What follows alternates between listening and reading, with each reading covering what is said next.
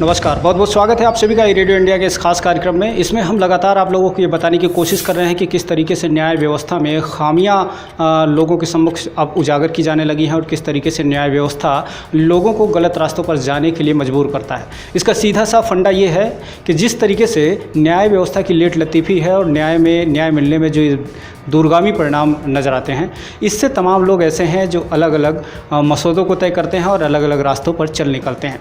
हम अलग अलग एपिसोड में अलग अलग लोगों से बातचीत करके ये बताने की कोशिश कर रहे हैं कि किस तरीके से हम इसको दूर कर सकते हैं और आखिर एक्चुअल में इसकी जो परेशानी है वो कहाँ से शुरू हो रही है और इसको दूर कैसे किया जा सकता है।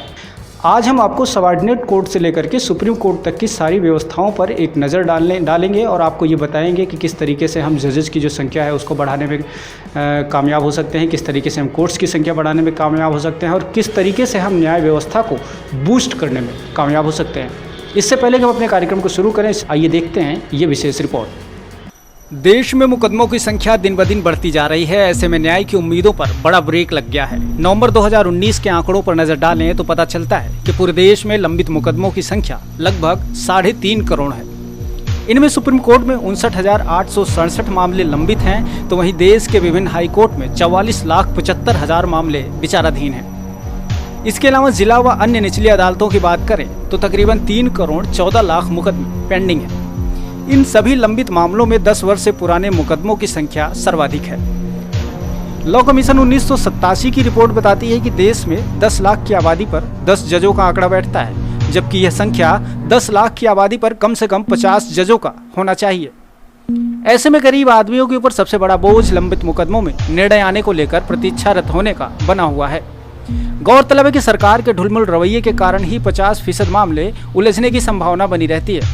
रिसर्च के दौरान मुझे ये पता चला कि न्याय व्यवस्था में जो जितने भी क्रिमिनल केसेस हैं वो 70% लगभग क्रिमिनल केसेस पेंडिंग हैं। ऐसे में हमने मेरठ के क्रिमिनल एडवोकेट राम कुमार शर्मा जी से संपर्क किया। हमने ये जानना चाहा कि आखिर क्या वो रीज़न है कि क्रिमिनल केसेस में किस तरीके से इन केसेस को लगातार डिले किया जाता है। क्या जो हमारे एडीजीसी हैं, जो हमारे लोअर कोर्ट के सरकारी एडवोकेट्स हैं, वो इसमें देरी करते हैं या हमारी जुडिशली प्रोसेस में कहीं पे कमी है, या इसके अलावा जो एडवोकेट्स हैं या जो वादकारी हैं वो इसमें डिले करते हैं। सुनिए क्या कहा उन्होंने। हम अधिवक्ता या जो पैरोकार हैं या हम आंशिक असर तो केस की भावना पर डाल सकते हैं या डिले कर सकते हैं, लेकिन जहाँ से सिस्टम चलता है वो वहीं पे ही डिपेंड होता है कि इसको कितना फास्ट आप कर रहे हैं। अगर अधिकारी चाहे तो हिम्मत नहीं कि वकील वहाँ जाके बहस ना करे। 1-2 बार एडजमेंट दोगा, 2 बार देगा, 3 बार देगा, लेकिन उसकी हिम्मत नहीं कि वो चीज़ों को डिले करे। डिले करने के मूल कारण ये है कि हमारे पास में न्यायालय कम है। जो न्यायालय हैं उसमें भी करीब अभी 5-6 हज़ार की तो पोस्ट ही है ना खाली है। तो कहीं न्यायिक अधिकारी नहीं है, कहीं मूल स्टाफ ही नहीं है, कहीं न्यायालय नहीं है, कहीं सिस्टम ही नहीं है। तो न्यायालय की संख्या बढ़ाई जाए और एफटीसी टाइम बाउंड कार्यक्रम करा जाए। अभी बहुत से 30 से 40 हज़ार केस तो ऐसे हैं जो 60 वर्ष से ज़्यादा चल रहे हैं, और अभी वो 7 न्याय की आप समझ लीजिए कि 10 वर्ष एक केस को डिस्पोजल में लगभग वो साधम निकालें तो 10 वर्ष का लगता है। मुकदमा दर्ज कराने जाते हैं थाने में तो वहीं से आपकी शोषण की शुरुआत हो जाती है। पुलिस मुकदमा लिखती नहीं है, आपने प्रयत्न करके या 100 सिपाही लगा के या कोई मेजर ट्रायल केस हो गया तो मुकदमा पंजीकृत हो गया तो ठीक है, उसके बाद में फिर वो अपना साम दाम दंड भेद चलता रहता है। तो ये शुरुआत ही फिर मैं कह रहा हूँ सिस्टम, हमारे जो न्यायिक व्यवस्था का सिस्टम है ना, इसमें आमूलचूल परिवर्तन करने की जरूरत है। देश में कुल जीडीपी का 0.4% बजट ही न्यायपालिका के हिस्से आता है। ऐसे में न्याय की त्वरित कार्रवाई की थोथली दलील गले से नीचे उतरने को तैयार नहीं है। जहां एक और इंफ्रास्ट्रक्चर और कोर्ट की संख्या में भारी कमी है, तो दूसरी तरफ न्यायाधीशों की संख्या में भारी कमी अब भी न्यायपालिका के गले की फांस बना हुआ है। अमात्य आईएएस एकेडमी के निदेशक राजेश भारती बताते हैं और ये माना जाता है कि आज सबऑर्डिनेट कोर्ट जो है भारत में, वहाँ न्याय खरीदे और बेचे जा रहे हैं। अब उसमें जब न्याय खरीदे बेचे जा रहे हैं तो पुलिस की लेट लतीफ़ी, फिर न्याय खरीदने बेचने की चीज़ जब हो जाएगी तो फिर उसमें क्या होगा कि उसके कारण कोई पक्ष जो है केस को डिले करवाता रहेगा। कोई जल्दी न्याय चाहता है तो उसके लिए वो एफर्ट करता रहता है, एडवोकेट्स का रोल हो जाता है। और भारत में जब तक हम ड्यू प्रोसेस ऑफ लॉ को प्रमोट नहीं करेंगे, ऐसा है कि जुडिशरी के दो सिस्टम हैं अक्रॉस द डेमोक्रेटिक वर्ल्ड या अक्रॉस द ग्लोब में, अदर सिस्टम में भी। एक तो सिस्टम है जिसको हम कहते हैं प्रोसेस एस्टेब्लिश बाय लॉ। वो प्रोसेस एस्टेब्लिश बाय लॉ का मतलब है कि जब कोई मामला जज के सामने आया तो आप क्या देखते हैं कि जज तो बैठा है, लेकिन नीचे दोनों पक्ष के जो एडवोकेट्स हैं, फर्स्ट पार्टी और सेकंड पार्टी, वो आर्गू कर रहे होते हैं और जज जो है उसमें कोई खास भूमिका नहीं निभाता और वो जो है बाद में उन दोनों के आर्गूमेंट सुन के निर्णय कर देता है। ये तो इसका मतलब है कि इसको कहते हैं एविडेंस बेस्ड जुडिशरी, कि जो सबूत है उसके बेस पे, अपराधी के फेवर में सबूत नहीं है तो अपराधी भी बच निकलेगा, निर्दोष के अगेंस्ट सबूत है तो निर्दोष को सजा हो जाएगी। तो एविडेंस बेस्ड जुडिशरी है। लेकिन जो जुडिशरी का जो दूसरा सेटअप है, जो जिसमें एविडेंस बेस्ड जुडिशरी को और बेहतर बनाने के लिए ड्यू प्रोसेस ऑफ लॉ का बात हुआ, कि जहां जज भी अपनी एक भूमिका निभाएगा वैसे जैसे एडवोकेट निभाता है, कि जहां जज भी सवाल कर सकता है, जज भी अपनी आंखों से देख सकता है कि घटनाक्रम क्या इशारा कर रहा है।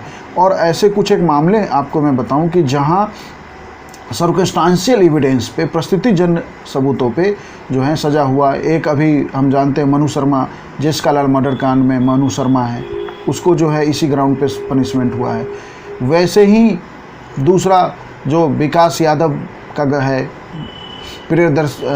उसमें है प्रियदर्शनी मट्टू केस में संतोष सिंह जो सीनियर आईपीएस के बेटे थे, उसको सजा हुआ।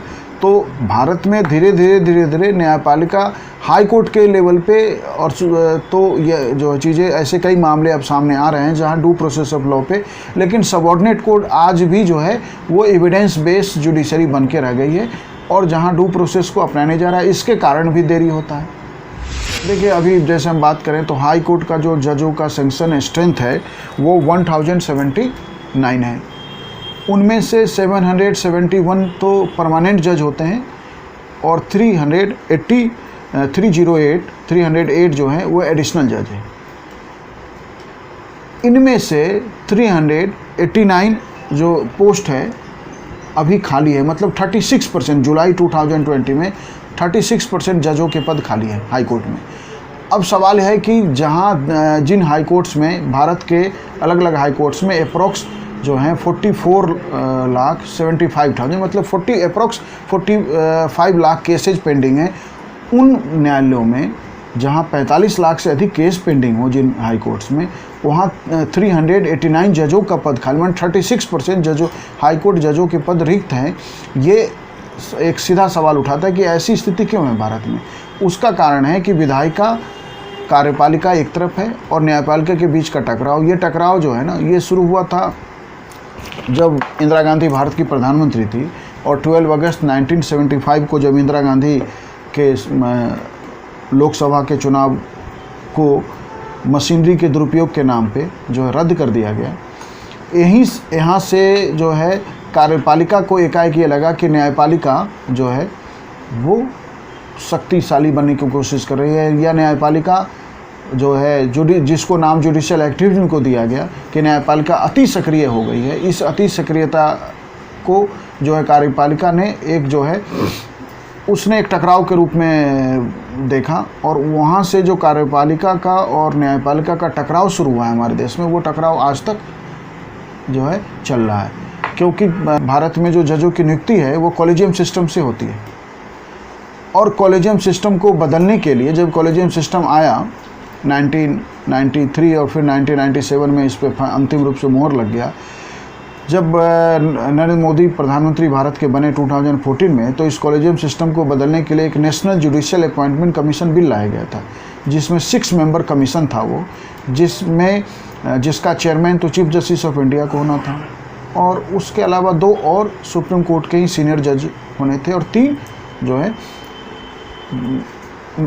अदर मेंबर्स में एक भारत का लॉ मिनिस्टर जो यूनियन लॉ मिनिस्टर को होना था, और 2 डिस्टिंग्विश्ड पर्सनालिटी होना था। इसे सुप्रीम कोर्ट में ही चुनौती दिया गया, और उस समय जस्टिस JS खेहर जो बाद में मुख्य न्यायाधीश बने, उनके बेंच को ये मामला सौंपा गया, और उन्होंने जो है इस जुडिशियल अपॉइंटमेंट कमीशन बिल को रद्द कर दिया। तो एक टकराव भारत में कार्यपालिका का न्यायपालिका के साथ चला रहा है। मुकदमों में देरी से आने वाले फैसलों के चलते आम जनता में न्यायालय के प्रति भरोसा कम हुआ है, लेकिन इसके पीछे सिर्फ न्यायपालिका ही नहीं बल्कि देश के अन्य स्तंभ भी जिम्मेदार हैं। हाल ही में कानपुर वाले विकास दुबे के एनकाउंटर का मामला भी शायद न्यायपालिका की लेट लतीफी का ही परिणाम है। जब पुलिस जस्टिस कर रही है, जबकि जो सिस्टम सिंपल है कि हमने जो देश में जो सिस्टम अपनाया है डेमोक्रेटिक सेटअप, उसमें अपनी एक न्यायिक व्यवस्था है उसकी, कि स्टेट मर्डर कर रही है। स्टेट का काम मर्डर करना या पनिशमेंट देना नहीं है, पनिशमेंट स्टेट का इंस्टीट्यूशन है, उसके लिए सेपरेट बना हुआ। लेकिन आज सीधे राज्य यदि आप वो का इनकाउंटर कर रहे हैं तो इसका मतलब है कि स्टेट हत्या कर रही है और फिर भी जनता फूल बरसा रही है या समर्थन कर रही है।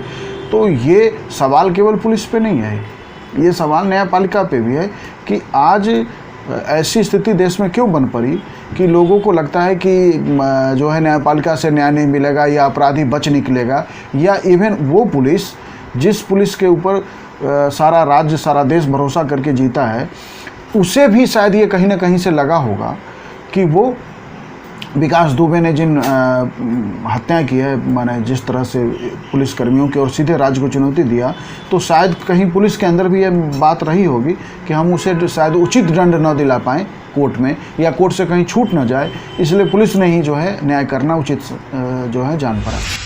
न्याय व्यवस्था हमारी इतनी महंगी और इतनी लंबी हो चुकी है कि आदमी बिल्कुल त्रस्त हो जाता है इस सिस्टम को, या ये सब सिस्टम की वजह से है। सिस्टम के जो जिम्मेदार लोग हैं, ये राजनेता हैं, चाहे वो अधिकारी हैं, चाहे वो न्यायिक अधिकारी हैं, चाहे हम एडवोकेट्स हैं, हम सब लोग जो है इसके दोषी हैं। लेकिन बात ये, जब सत्ता जो है, जब हमारा शासन या प्रशासन या हमारे बड़े अधिकारी चाहेंगे एक सिस्टम को ठीक करना, तो सिस्टम ठीक हो जाता है। FTC कोर्ट बनाया जाए, टाइम बाउंड कार्यक्रम किया जाए, ये फलां केस का जो 2 महीने के अंदर निस्तारण हो। हाई कोर्ट से डायरेक्शन आके टाइम बाउंड केसेस के अंदर चीज़ें होती हैं कि 6 मंथ में इसका डिस्पोजल चाहिए। तो ऐसी ही चीज़ें, त्वरित न्याय हम लोग अगर पैदा करेंगे तो लोग न्याय मिलना शुरू होगा, तो उसको लोग पकड़ेंगे भी। क्या ये जो अभी दिल्ली में जो बलात्कार हुआ था, वो निर्भया कांड, उसमें न्याय देर से हुआ, वो बात एक अलग है, लेकिन न्याय होकर उसकी मृत्यु तो हुई। न्याय व्यवस्था में देरी के चलते कितने नुकसान होते हैं इसका अंदाजा लगाना बेहद मुश्किल है, लेकिन इससे आम आदमियों में न्याय के प्रति भरोसे में गिरावट जरूर दर्ज की गई है। अपराधियों का मन बढ़ रहा है, ओवरलोड मुकदमों की संख्या के कारण न्यायपालिका की दक्षता में कमी आ रही है। इसके अलावा सबऑर्डिनेट कोर्ट के आदेशों में दक्षता की कमी के चलते हाई कोर्ट में एक बार फिर से रिवीजन दायर कर लंबित मुकदमों की संख्या में बढ़ोतरी करना प्रमुख नुकसानों में से एक है। ऐसा है कि हमारे देश में जो समाज विज्ञानी हैं, सोशलॉजिस्ट हैं, साइकोलॉजिस्ट हैं और अलग अलग हमारे कॉन्स्टिट्यूशनल एक्सपर्ट हैं, ये सब अलग अलग तरीके से अलग अलग माध्यमों से चिंता लगातार व्यक्त कर रहे हैं कि यदि हम अपने देश में समय पे न्याय नहीं दे सकेंगे तो ये अपराध की दर इतनी बढ़ा देगा, क्योंकि अब आदमी ये सोचता है कि यदि कहीं कोई घटना हो गया तो न्यायपालिका से सज़ा नहीं मिलेगा, हमको जो है खुद ही उसे सज़ा देना है। या कोई घटना हो गया तो काउंटर अपराध लोग करते हैं कि ताकि जो है आपस में कंप्रोमाइज़ हो सके कि एक घटना तुमने किया, एक हमने कर दिया, अब वापस जो है आउट ऑफ कोर्ट सेटलमेंट कर लेते हैं। यही नहीं, अंतर्राष्ट्रीय कंपनियों का भारत की ओर रुख न करने के पीछे कहीं न कहीं न्यायपालिका की लेट लतीफ़ी भी कारण बनती है। विदेशी निवेशक भारतीय न्याय की समय पर निर्णय देने को लेकर संशय में रहते हैं, जिसकी वजह से मेक इन इंडिया जैसे प्रोजेक्ट अधर में ही लटके रह जाते हैं। न्यायपालिका के देरी से निर्णय देने के पीछे मुख्य कारणों में जजों की संख्या का पूरा न होना है। इसके अलावा PIL व अन्य इमरजेंसी मामलों का निस्तारण प्रमुखता से करने का दबाव होना है। कोर्ट संख्या की भारी कमी होना, सरकार की लापरवाही, न्यायाधीशों की गुणवत्ता में मानकों पर ठीक न होना, हाई कोर्ट में निर्णयों के खिलाफ अपील दायर करना भी निर्णयों में देरी का प्रमुख कारण बनता है। साथियों, मुझे उम्मीद है कि आपको ये कार्यक्रम बेहद पसंद आया होगा और आप हमारे चैनल को अगर हमें YouTube पर देख रहे हैं तो हमें लाइक, सब्सक्राइब और शेयर कर सकते हैं। अगर आप हमें फेसबुक पर या ट्विटर पर देख रहे हैं तो हमें फॉलो करें, ताकि हमारी तमाम वीडियोस, तमाम जो जानकारियाँ हम देते हैं आप सभी लोगों तक सबसे पहले पहुँचे। और आप सभी को जागरूक करना रेडियो इंडिया का पहला कर्तव्य है। तो दीजिए हमें इजाज़त, अगली बार मिलेंगे फिर किसी नए एपिसोड में नई रिसर्च के साथ। बहुत बहुत शुक्रिया, नमस्कार।